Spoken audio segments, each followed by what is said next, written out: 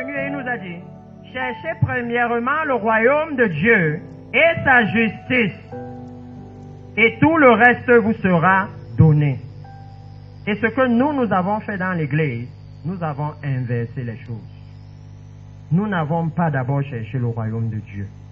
Nous avons essayé de bâtir nos empires, et ça a amené la division dans l'église. Alléluia.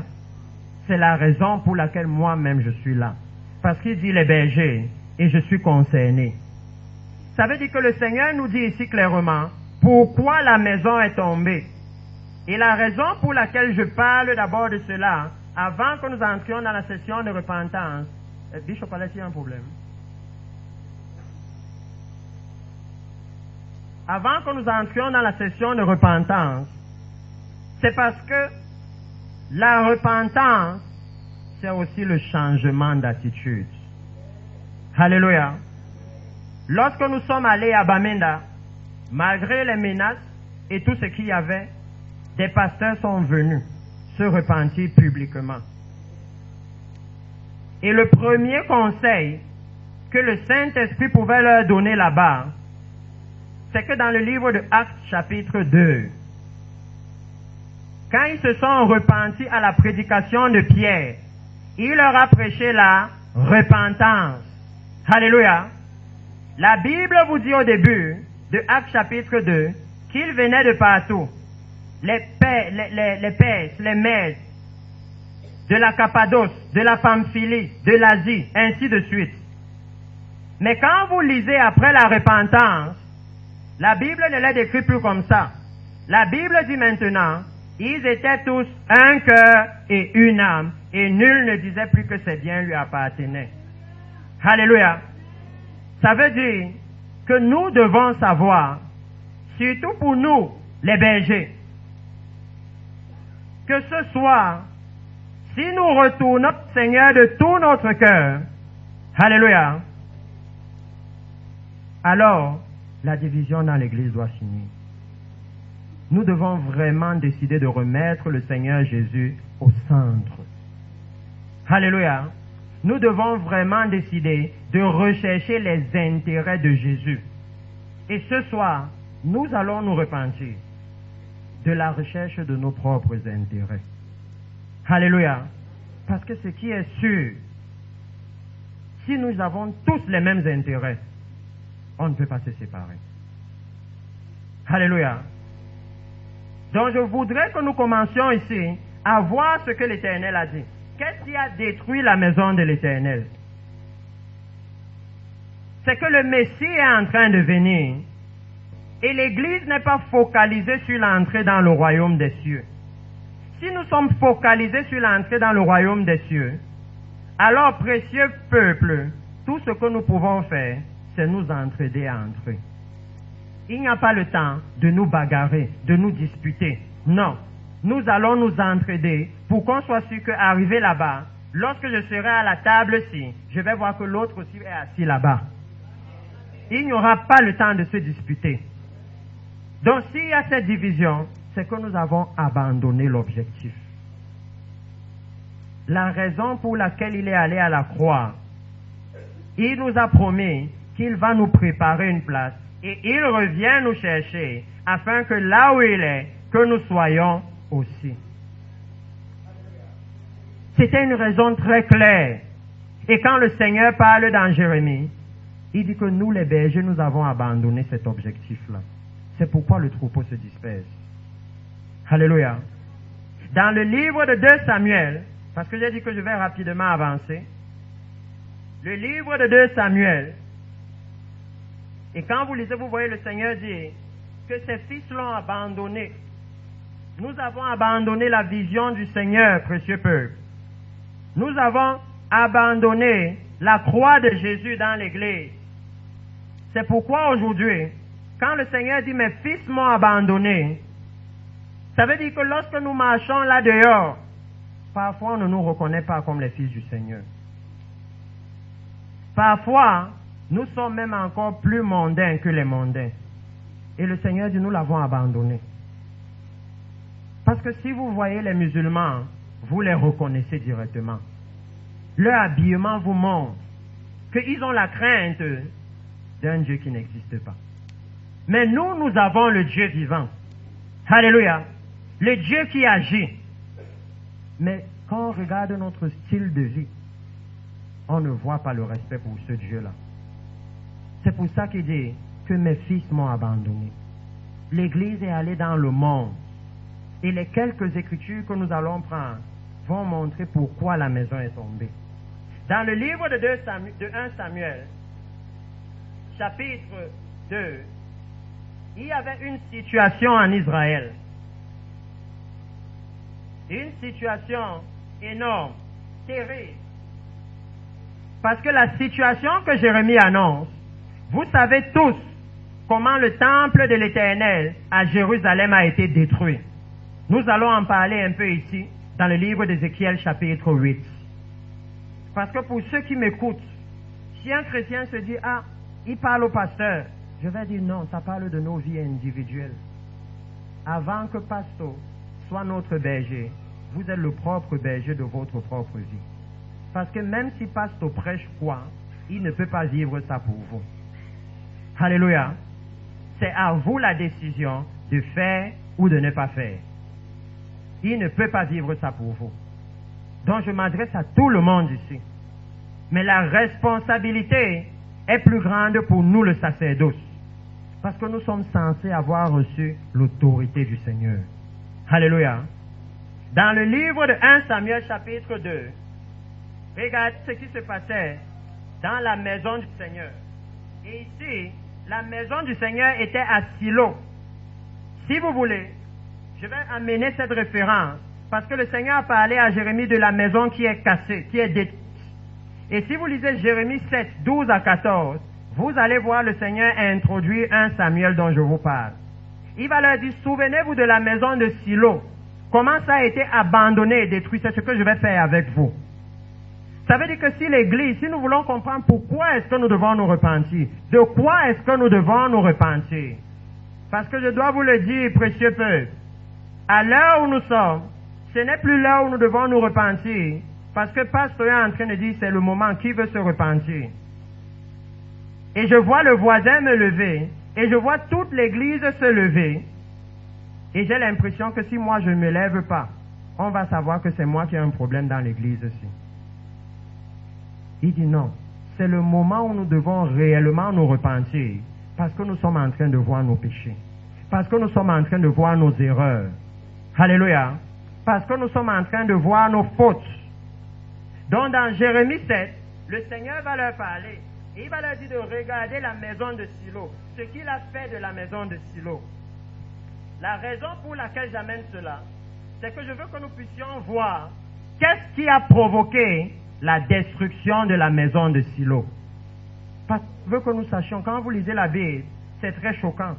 Quand nous écoutons une prophétie qui dit « Ma tente est détruite », précieux peuple, si vous lisez la Bible, pour que la maison du Seigneur se détruise, il faut que le Seigneur l'ait permis. Alléluia. Donc nous les pasteurs, nous devons nous demander, qu'est-ce que nous avons fait pour que le Seigneur permette que le troupeau se sépare? Qu'est-ce que nous avons fait au Seigneur pour qu'il détruise la maison? Pour que l'Église soit dans les bagarres, les combats, les divisions. Pour que nous ne soyons pas capables de ramener notre nation vers le Seigneur. Mais que chaque jour, on voit de plus en plus les chrétiens retourner dans le monde. Qu'est-ce que nous avons fait pour que la puissance ait abandonné l'Église? Alléluia. Qu'est-ce que nous avons fait? Et il dit ici que les fils d'Élie, les fils du sacrificateur Élie, ils avaient un certain fonctionnement. La prêtrise, nous les pasteurs encore. Alléluia. Fils du sacrificateur Élie, ils avaient un certain comportement. Il dit 1 Samuel chapitre 2 verset 12. Les fils d'Élie étaient des hommes pervers qui ne connaissaient point l'Éternel. Et voici quelle était la manière d'agir de ces sacrificateurs à l'égard du peuple. Alléluia. Sinon, il peut jouer au piano. Ça son. Regardez ce qu'il dit. Les fils d'Élie étaient des hommes pervers. Quelqu'un de pervers, c'est quelqu'un qui a le cœur, qui a toujours tendance à faire ce qui est mauvais. Est-ce que nous sommes assis dans l'église et nous avons toujours tendance à aller vers l'immoralité sexuelle? Parce que si vous lisez ça, ils allaient même jusqu'à pratiquer le péché sexuel dans le temple du Seigneur, avec les femmes. Le peuple était dans l'immoralité, l'inconduite totale. Et aujourd'hui aussi, nous avons des pasteurs, des apôtres, des prophètes dans le concubinage, n'est-ce pas? Nous avons ça dans l'église. Souvent, c'est nous qui les avons consacrés, sachant même qu'ils sont comme ça. Dieu a dit que c'est le péché. Nous avons appelé ça saint. Nous avons appelé le mal bien, précieux peuple, et le bien mal. Et nous savons que le Seigneur dit malheur à ceux qui font ça. L'Église a perdu le courage de se tenir pour la justice. Alléluia. L'Église a perdu le courage de se tenir pour la justice. Il dit que quand il avait, voici quelle était la manière d'agir des sacrificateurs à l'égard du peuple. Lorsque quelqu'un offrait un sacrifice, le serviteur du sacrificateur arrivait au moment où l'on faisait cuire la chair, tenant à la main une fourchette à 3 dents. Il piquait dans la chaudière, dans le chaudron, dans la marmite ou dans le pot, et tout ce que la fourchette amenait, le sacrificateur le prenait pour lui. C'est ainsi qu'il agissait à l'égard de tous ceux d'Israël qui venaient là à Silo, même avant qu'on fît brûler la graisse. Alléluia. Il dit que nous, la prêtrise, nous sommes devenus la priorité, n'est-ce pas? Vous avez vu comment notre huile d'onction a maintenant même la place du Saint-Esprit? Vous avez vu comment nos livres sont paroles d'évangile plus que la Bible maintenant? Comment dans les églises, les chrétiens connaissent tout le livre de l'apôtre, mais ils ne connaissent pas la Bible. Et ça ne dérange personne. Il connaît le livre de papa apôtre du début jusqu'à la fin. La Bible, il est dans l'église depuis 5 ans. Il n'a jamais lu toute sa Bible. Nous nous sommes donné la première place. C'est ce que les sacrificateurs faisaient avec le temple de Silo. Voilà pourquoi Dieu a détruit le temple. Ils avaient l'idolâtrie dans le temple. Le Seigneur dit que quand ils venaient, ils disaient non, moi je veux la chair cuite, je veux la chair crue. Il y avait un ordre d'adoration que le Seigneur avait mis sur pied. On devait d'abord brûler pour Dieu, d'abord servir le Seigneur. Mais aujourd'hui, nous servons d'abord l'homme de Dieu, n'est-ce pas?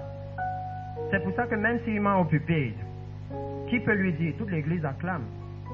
Parce qu'après tout, c'est l'homme de Dieu. Dieu c'est qui? C'est ce que nous avons fait. Nous avons accepté beaucoup de mensonges dans l'église. Nous avons préféré l'injustice à la justice. La Bible nous dit que tu ne te mettras pas du côté du plus grand nombre pour violer la justice. Précieux peuple de Dieu, combien de fois nous l'avons fait? En tant que chrétien, en tant que pasteur, combien de fois nous avons décidé de suivre le plus grand nombre de pasteurs? La plus grande communion de pasteurs, alors qu'on voit que là-bas il est seulement question d'argent. Mais on dit non, ils sont nombreux. Dieu va faire quelque chose parce qu'ils sont nombreux. Pourtant, nous pouvons voir que là-bas il y a le péché. Nous ne discutons pas de sainteté. Nous ne discutons pas de comment amener la justice dans le pays. Comment ramener le pays au Seigneur. Nous pouvons voir. Alléluia. Si nous sommes nés de nouveau, alors le Saint-Esprit nous rend sensibles au péché. On sait que ça, ce n'est pas juste. Pourquoi nous nous sommes adonnés? Parce qu'il dit ici, il avance et il dit que ces jeunes gens, ils prenaient même pas la force. Je veux prendre quelques détails. Je pourrais ne pas entrer dans chaque passage. Je vais juste lire. Vous allez voir vous-même à la maison. Et le Saint-Esprit va vous aider à comprendre. Il dit qu'aujourd'hui dans l'église, on ne prend pas la force, n'est-ce pas? Quand Pasteur va vous dire que la bouteille d'huile d'onction, c'est la double portion. C'est pour ça que c'est 2000 francs. Ça vous protège contre tout. Quand pasteur va vous dire que je vois les gens ici qui n'achètent jamais. Ils n'achètent jamais. C'est pour ça que la nuit vous dormez mal. Quand il va commencer à vous menacer pour que vous tombiez dans le péché dans l'église. Parce que le commerce dans l'église, c'est le péché. Si ce n'était pas le cas, Jésus ne les aurait pas chassés du temple. Alléluia. Il n'aurait pas fait ça. Nous avons amené le commerce dans l'église. Nous avons justifié. Nous avons justifié qu'il faut vendre quelque chose. Nous avons dit, quand Dieu donne la vision, il donne la provision. Mais nous n'avons pas attendu la provision divine. Nous avons cherché les voies de l'ennemi. Nous avons cherché les voies de l'ennemi. Et c'est pour ça qu'il s'est introduit dans l'église. Il dit que ces jeunes gens, ils arrachaient. C'est ce qui se passe aujourd'hui dans l'église. Quand vous lisez nos affiches de nous les chrétiens, c'est toujours mon ennemi. Je vais tuer tous mes ennemis. Nous sommes devenus des meurtriers, précieux peuple. Parce que nous connaissons la parole et ce que Jésus dit. Que si tu insultes même ton frère, tu as déjà péché. Mais nous nous réunissons dans les églises et nous tuons tous nos voisins. Nous nous réunissons dans les églises et nous tuons nos grands-mères. Nous tuons les grands-pères au village. C'est ça l'état de l'église. L'église propage la haine au lieu de l'amour dans la nation. C'est quand tu viens à l'église que tu découvres que maman qui m'a donné le sein pendant 9 mois, pendant 1 an, en fait c'est une sorcière, c'est elle qui veut me tuer. Nous avons amené la division. Comme nous sommes nous-mêmes divisés, c'est comme ça qu'on est allé diviser les familles. Diviser hommes et femmes, diviser mères et enfants. Et on a menti aux gens que non, Jésus a dit qu'il est venu avec l'épée. L'épée de Jésus, c'était la parole de Dieu. C'était la justice. Nous n'avons pas prêché la justice. Alléluia. Nous avons intimidé le peuple de Dieu pour qu'ils donnent. On leur met la pression. On leur dit, oh non, Dieu veut les gens qui ont la foi. Videz vos sacs. Et les femmes vident les sacs. Elles rentrent à la maison à pied. Quand elles arrivent, c'est les problèmes. Où est la ration? Où est ceci? Et les hommes commencent à dénigrer l'église. Et on leur manque, non, tu as la foi, il faut supporter. Alors que nous sommes en train de nous enrichir. Nous sommes en train de nous enrichir au détriment de l'église du Seigneur. Quand vous êtes chrétien, si vous entrez même dans un taxi, vous parlez. Parfois, c'est le chauffeur qui va vous dire, ah, vous les pasteurs, si. On a trouvé l'autre à la rue de la Joie là-bas avec une femme. Regardez ce qu'il était en train de faire. Le beau nom que le Seigneur nous a donné, on a foulé ça aux pieds. Les chrétiens étaient détestés dans la Bible parce qu'ils étaient saints. Ils étaient détestés parce qu'ils craignaient Dieu. Daniel dans la Bible, on l'a mis dans la fosse au lion parce qu'il a décidé de prier même quand on a dit de ne pas prier. Pour nous aujourd'hui, on va à l'église et on nous dit non. Venez, vous allez acheter le balai magique. Allez balayer votre bureau avec. Et quand un collègue vous voit, et il vous dit, mais tu viens faire quoi avec le balai alors que l'entreprise a le balai? Vous rentrez et vous dites, j'ai un témoignage. Et on dit, oui, parle. Vraiment, Dieu m'a montré mes ennemis. J'ai vu celui qui me combat au bureau. Alors que nous sommes devenus des mystiques. Nous sommes littéralement devenus des sorciers, des marabouts en plein jour. La Bible dit que nous sommes la lumière. Notre style de vie est la lumière. Si nous marchons dans la lumière, les ténèbres passent. Il n'y a pas de négociation. Si on éteint ici, les ténèbres s'installent. Dès qu'on appuie l'interrupteur, il n'y a pas de négociation. Mais nous avons manqué d'enseigner ça à l'église. C'est pour ça que nous sommes allés dans les choses du monde. Comme le marabout donne le balai, maintenant pasteur, papa, prophète aussi a la révélation du balai. Et l'église aime ça. Parce que nous ne sommes pas encore délivrés du monde. On aime tout ce qui ressemble au monde. Ce qui est saint, c'est compliqué pour nous. Ce qui est entaché de péché, on aime ça. Comment on a fait, précieux peuple, pour ne pas voir que l'affaire du balai, si c'est l'idolâtrie? Comment on a fait? Et le Seigneur dit que dans le livre d'Ézéchiel, il y avait un problème. Ézéchiel chapitre 8. Parce que vous voyez, dans Samuel déjà, le Seigneur était très clair. Si vous continuez dans le livre de Samuel, vous allez voir devant comment la Bible va dire que les fils d'Élie, Pasteur, si tu peux aider au piano, que les fils d'Élie, ils couchaient avec les femmes dans le temple. Ça veut dire qu'à ce moment, les hommes comme les femmes, ça n'allait pas. Tout le peuple. Et quand vous arrivez dans Ézéchiel chapitre 8, pourquoi Dieu nous dit que le temple, il a vu sa maison détruite? Qu'est-ce que nous avons fait? Alléluia. Qu'est-ce que nous avons fait? Parce que vous savez qu'au temps de Jérémie, c'était la même chose qu'aujourd'hui. Cette prophétie est venue il y a 8 ans. Et nous n'avons pas considéré ça. Parce que ça ne nous annonce pas l'argent. Ça ne nous dit pas comment nous allons devenir riches. Ça nous réprimande. Ça nous dit de changer nos voies. Et c'était la même chose avec Jérémie. Au point où ils ont demandé à Jérémie que ce temple, si c'est le temple de l'Éternel, comment tu peux dire qu'il sera détruit? Comment tu peux oser dire ça? Alléluia. Mais Ézéchiel avait donné les mêmes prophéties. Et Ézéchiel, dans Ézéchiel 8, à partir du verset 3, je vais même lire, oui, à partir du verset 3, il dit, il étendit une forme de main et me saisit par les cheveux de la tête. L'Esprit m'enleva entre la terre et le ciel et me transporta dans des visions divines à Jérusalem. À l'entrée de la porte intérieure, du côté du septentrion, où était l'idole de la jalousie, qui excite la jalousie de l'Éternel. Alléluia.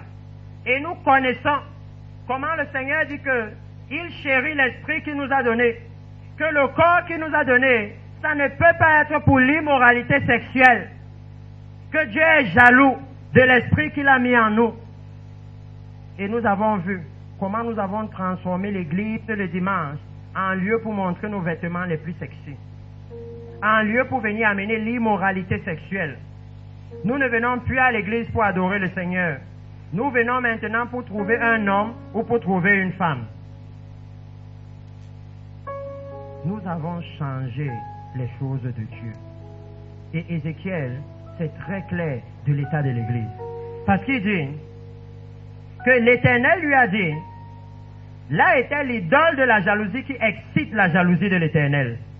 Et voici la gloire du Dieu d'Israël. Elle était là, telle que je l'avais vue en vision dans la vallée. Et lorsque ce message nous est parvenu, le prophète de l'Éternel est venu avec la même visitation, la visitation de la nuit, je pense que c'est dehors, pour dire voilà la gloire de l'Éternel qui visite l'église. Et il nous a dit, je vois le premier péché dans l'église, exactement comme je vous parle. Ça veut dire qu'il était littéralement en train de nous lire le livre d'Ézéchiel. Que le Seigneur m'a amené dans le temple du Seigneur au Cameroun, et quand je suis entré, la première chose que j'ai vue, numéro 1, le péché qui est en haut, c'est l'immoralité sexuelle. C'est ce qui nous a été dit. Le péché sexuel dans l'église, dans les cœurs. On vient à l'église parce qu'on cherche le mari. On vient à l'église parce qu'on veut séduire les serviteurs de Dieu. On commence à faire les bagarres et les concurrences avec Maman Pasto.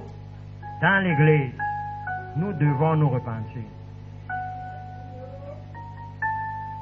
Nous devons nous repentir.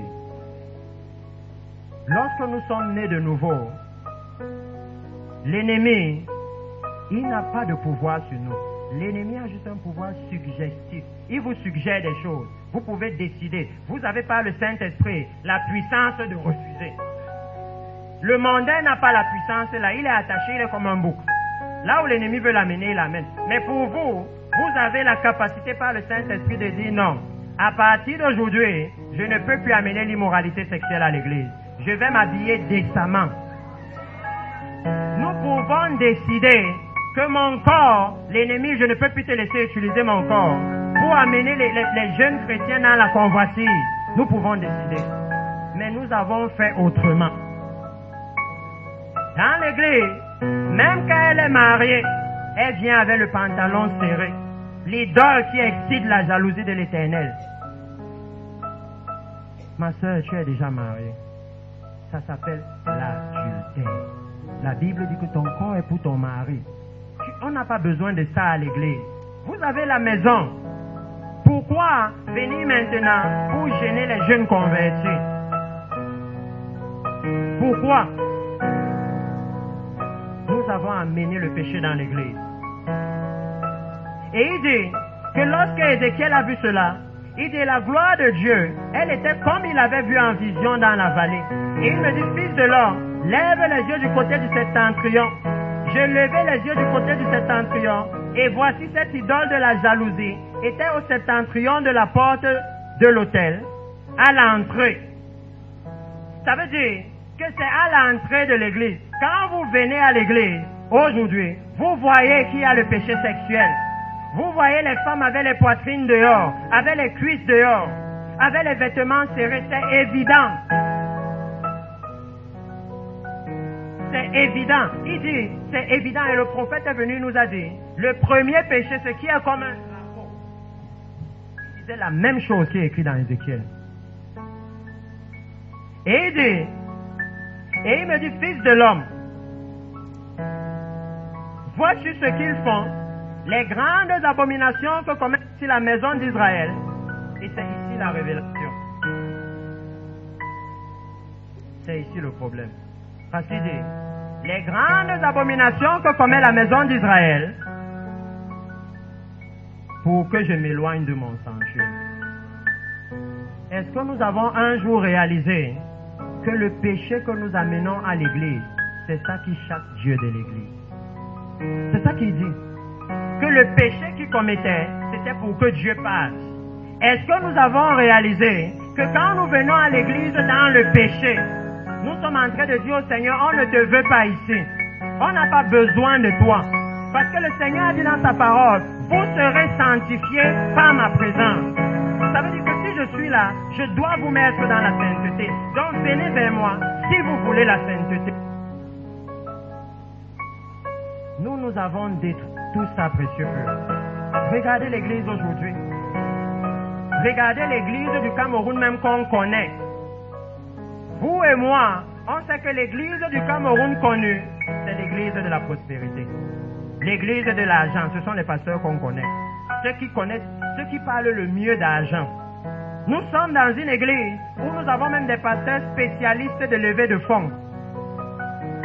Oh oui, nous avons les pasteurs qu'on invite seulement si on veut lever les fonds. Les pasteurs, où c'est un autre pasteur qui va te dire, ah, vous voulez que le prophète vienne? Bon, quand vous allez vous lever les fonds, on peut un pasteur. Si lui il parle, même si tu ne veux pas, tu vas sortir l'argent. Nous sommes spécialistes. Voilà l'appel de ce pasteur, c'est de lever les fonds. Et la Bible dit que les saints ministères ont été établis pour le perfectionnement des saints.